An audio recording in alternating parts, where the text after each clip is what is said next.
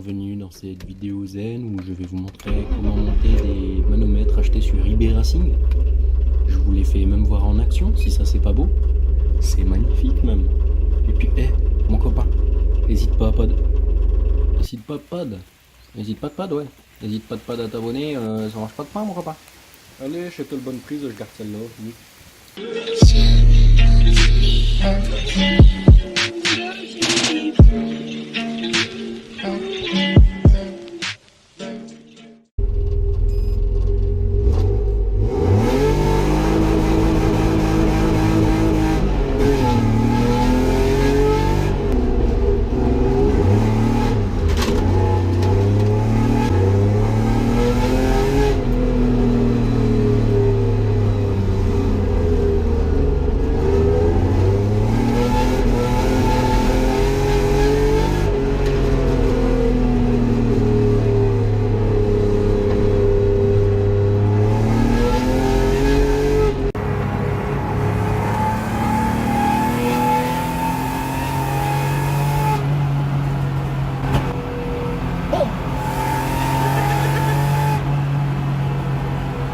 Bon, j'ai reçu mes manos Grady MDR. Donc j'ai pris moi la température d'huile, la pression d'huile et la température d'eau. Je regarde un peu pour le câblage. Là, je vais les câbler juste pour voir comment ça fonctionne. Bon, pour la sonde, c'est pas bien compliqué. Focus s'il te plaît. Donc on a les deux fils de la sonde, on va dire ça comme ça. On a un plus permanent donc pour la batterie, donc qui est ici le rouge là. Après on a deux autres câbles donc qui sont des plus également. Donc on a celui donc des lumières et celui du contact en gros. Quand on met le contact pour qu'il s'allume. Moi je vais mettre tout ça sur un interrupteur parce que je fais tout sur interrupteur sur ma caisse, enfin le maximum, tout ce que je peux faire quoi et tout ce qui m'intéresse. Et donc ensuite on a la masse. Donc si j'ai bien compris, donc on a le plus permanent. Donc qui va gérer la mémoire des manos que je vais devoir laisser, celui des lumières, le plus des lumières et le plus du contact, je vais devoir les mettre ensemble et sur mon interrupteur.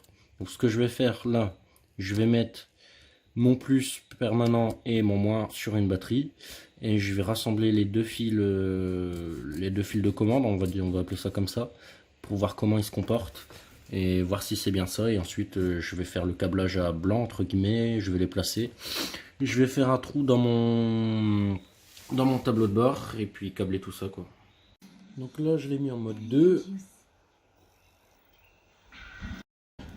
Voilà, il fait ça au démarrage. Hop. Ça démarre beaucoup plus vite et c'est bien plus classe. Moi je vais utiliser un interrupteur pour les allumer. Donc ici un interrupteur hyper banal, une masse, un plus et un plus coupé du coup. Selon la notice qui est ici, qui est pas bonne bien sûr, on a donc le plus de la lumière et le plus du contact. Sauf que les câbles en soi sont inversés. Et moi je vais mettre les mêmes parce que je veux pas de différence entre le jour et la nuit entre guillemets. Je m'en fous complètement.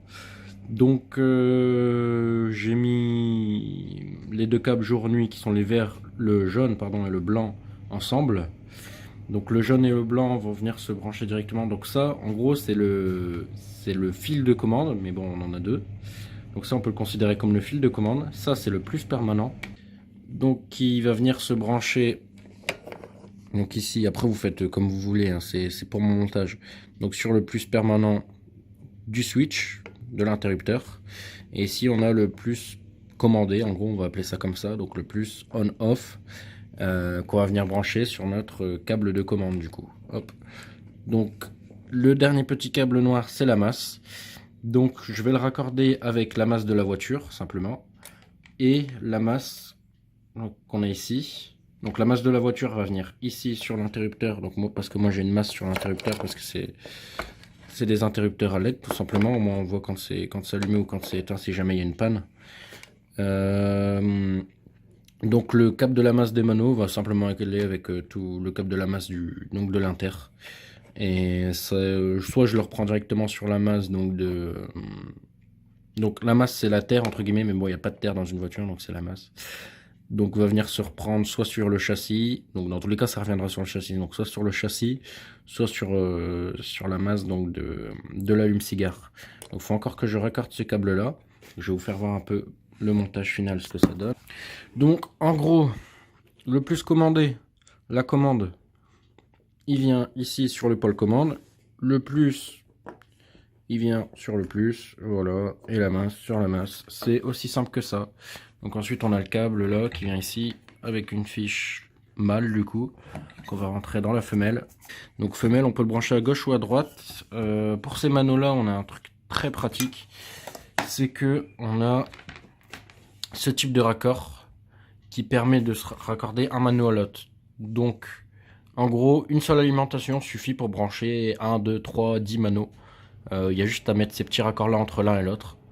C'est hyper pratique et hyper simple. Donc on a juste ce raccord là à faire. Là le câble je le laisse à rallonge alors qu'en soi j'ai besoin de 5 cm. Mais là c'est pour un branchement temporaire, le temps de finir de remonter la caisse et de remonter tout le faisceau propre. En gros on regarde si tout fonctionne, on remonte tout et on adapte bien pour que si jamais le fusible il pète, on le change assez facilement et pas qu'il soit dans le fin fond du tableau de bord sur une sortie et qu'il faille démonter le tableau de bord pour changer ce putain de fusible. J'ai fini la petite installation. Donc ça c'est l'inter des manos donc. Celui-là c'est celui de la pompe à essence, mais là j'ai tout débranché, je rebrancherai ça plus tard. Donc pour faire le petit test, là j'ai le mano, je l'ai pas déjà griffé encore, parce que j'en ai déjà griffé un autre. Non c'est bon, moi j'en aurais qu'un de griffé. Donc hop. Pour le mano on fait ça, si j'y arrive avec une main, c'est pas évident. Hop.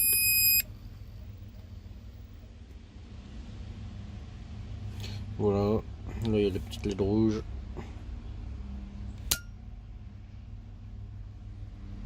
Et hop, ça s'éteint. Nickel. Donc je vais brancher ça, là, les cosses elles sont même pas enfoncées. Je vais brancher les cosses. Je vais placer les manos. Je les avais déjà placés avec du scotch, mais je vais le refaire. Et je vais fixer tout ça tout simplement. Petit aparté aussi, j'ai monté donc mon frein à main d'ailleurs qui marche. Par contre la course est vraiment courte. Donc je vais voir s'il faut pas que je change mon méthylène, ce qui va bien me casser la tête, si je peux dire ça comme ça. Et j'ai mis aussi le short shifter qu'on trouve un peu partout. C'est vraiment court, c'est hyper court. Je viens de monter l'ensemble, j'ai donc pas encore enfoncé les cosses. J'ai connecté tout ça avec des dominos. Vous pouvez faire ça avec des bornes Vago ou normalement les souder et les isoler. Moi je m'en fous, je fais à ma manière, c'est des dominos et je mets du scotch autour. Je préfère ça comme ça en cas de panne, il n'y a plus qu'à enlever parce que vu que plusieurs choses sont connectées dessus, s'il y a un truc qui bug, c'est beaucoup plus simple à enlever. Après les bornes Vago c'est très bien, mais c'est pas mon kiff. Donc voilà, l'interrupteur il est ici. Les manos ils sont là, je les ai placés comme ça. Pour l'instant je les ai placés avec le scotch double face qui donne, mais bon c'est pas non plus un truc de malade. Je vais allumer tout ça. Hop.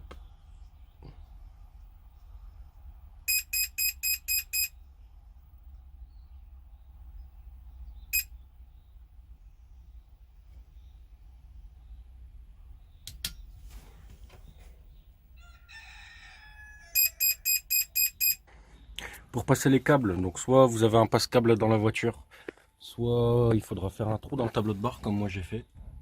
Hop, ça se verra pas trop, genre le passager il sera là, ça se verra pas. Sinon je sais que sur les Honda par exemple, les Toyota, il y a des passe-câbles là dans le fond ou sur les côtés là. Donc sur le 36 on fait le trou, on passe le câble. La sonde de température d'eau elle doit venir ici à peu près. Donc j'ai fait le calcul, le câble il vient jusqu'ici. Parce que donc hop, sous l'endroit que je vous ai fait voir il y a 2 secondes. Alors ici il y a les passe-câbles qui viennent ressortir ici. Il faudra faire courir tout le long, enfin moi je fais comme ça, tout le long de l'aile ici, hop. Ça va revenir ici, donc sur toute la calandre.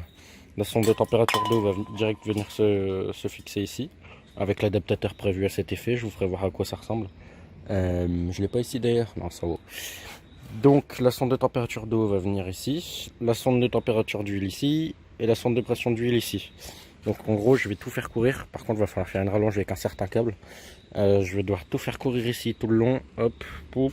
passer au niveau de la calandre. Et ici, passer au-dessus du radiateur, parce que là il y a le radiateur, les durites d'eau, le visco. Et elle est directement donc, pour les sondes ici. Pour les sondes, il va vous falloir des petits accessoires. Donc pour la sonde de température d'eau, il va vous falloir un bloc à mettre entre les durites. Donc ça coûte rien, ça coûte à peu près 2 €. Faut choisir la bonne dimension. Donc il faut la mettre sur la durite de sortie de moteur. Celle-ci c'est l'entrée et celle-ci c'est la sortie. Donc pour prendre la température de sortie de l'eau du moteur et non pas celle qui rentre parce que ça sert à rien. Voilà voilà. Donc sur mon bloc, moi, il me faut un capuchon de filtre à huile. Il me semble que sur les Nissan ou les Civic vous n'avez pas besoin de ça parce que vous pouvez le raccorder directement. Je pourrais vous expliquer comment l'autre façon pour faire sur M50, je vais vous expliquer. En fait, normalement, soit il faut mettre un porte-filtre d'M3 3 litres, soit il faut un bloc Vanos et au niveau de la durite d'alimentation du Vanos qui se trouve derrière, la débrancher, mettre un parallèle pour mettre la sonde et enfin les sondes. Mais moi ça me plaisait pas trop. Donc ce que j'ai fait, c'est que j'ai acheté un capuchon comme celui-là pour filtre à huile. Ça coûte à peu près 20 €. Que je vais venir placer en place de celui d'origine. Et donc là dessus on a la sonde de pression d'huile et la sonde de température d'huile. Donc j'ai dû faire un petit bricolage avec 3 rondelles cuivre et une rondelle normale pour la sonde de température d'huile, parce que sinon elle ressortait trop de l'autre côté en fait. Et c'était pas top, ça venait taper contre le filtre, et vu que je mets des filtres mailés en acier, ça va pas se déformer. Donc j'ai fait ça, ça devrait fonctionner. Petit aparté aussi, quand vous achetez ce genre de matériel, vérifiez toujours si, surtout que c'est des pièces moteurs, c'est pas de la top qualité. Enfin, passez un coup de forêt ici pour enlever les bavures de perçage. Moi je l'ai fait, ça se voit là, par rapport à la peinture. Au moins vous n'aurez pas de limailles qui vont aller dans votre moteur, ce serait plutôt pratique. Et puis voilà quoi. Voilà, je vais vous faire voir un peu comment on monte ça. Donc en fait, vu que c'est des sondes, c'est juste des résistances en gros pour faire simple. Et il n'y a pas de pôle différent.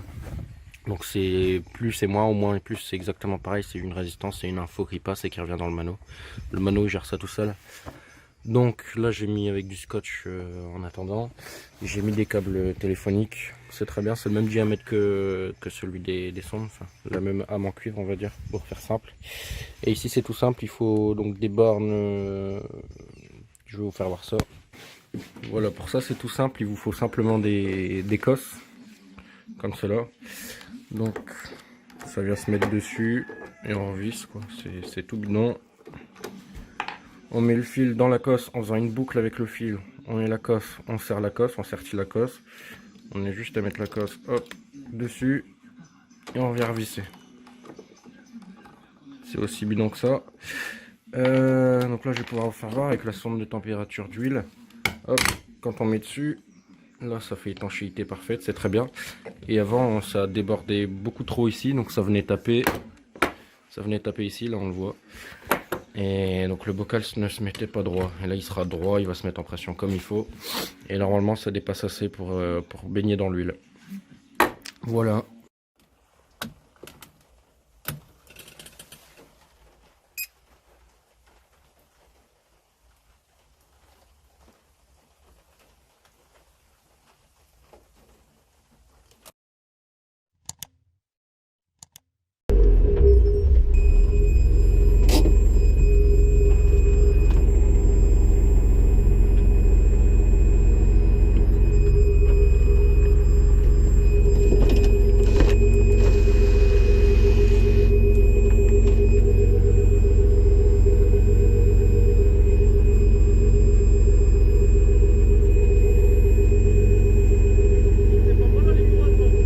Ma butée c'est de pire en pire.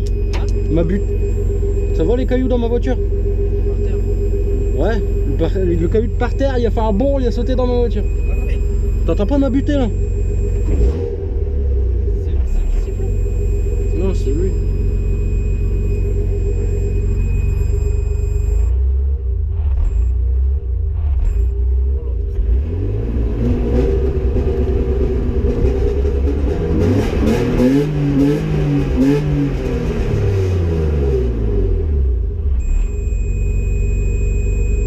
Il n'y a pas un cliquetier à mon moteur, non?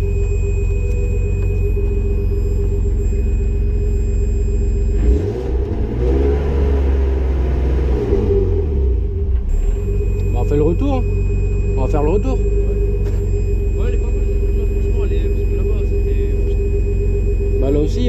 Faire gaffe à la ligne droite là. Quand t'arrives à 200, tu t'envoles. T'es pour combien toi? Bah 200. Hein? 200. Je connais pas. Ouais.